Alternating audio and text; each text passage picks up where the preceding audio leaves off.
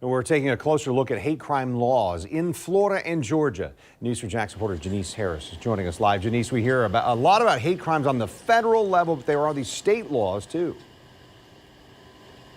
Yeah, over 7,000 throughout the country. But then looking at Florida and also Georgia, over 100 in Florida and nearly 200 hate crimes in Georgia.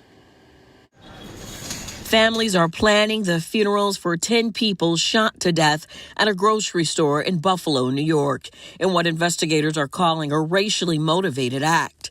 The Anti-Defamation League shows a hate crime is seen different, state by state, fully inclusive, non-inclusive, or not protected. Shannon Schott, a partner at Platt & Schott, explains how hate crimes on the state level work. There are crimes that are related, that have hate as an element, but otherwise most states have a statute that enhances the punishment of the crime based on hate being a motivated factor. When Ahmaud Arbery was murdered, a federal jury found the killers guilty of hate crimes.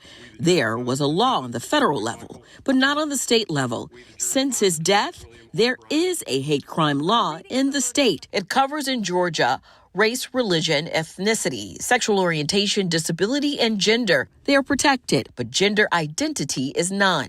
In Florida, race, religion, ethnicity, sexual orientation, and disability are protected. Gender and gender identity are not. If Sunday's mass shooting was under Florida law, the gunman would be facing serious consequences. Certainly in this case, this individual would be facing death in Florida, and it would be a very likely and real possibility that he would be sentenced to death. The FBI tracks hate crimes. It's on the rise, with 7,759 cases total in 2020. The most attacks are race-based, and that number is rising too.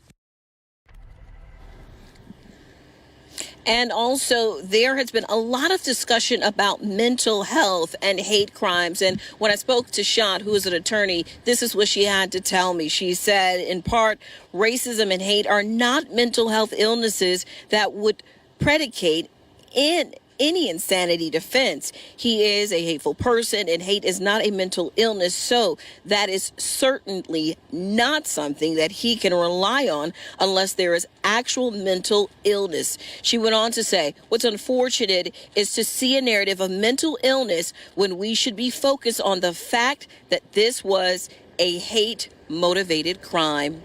Reporting live at the South Bank, Janice Harris, Channel 4, the local station.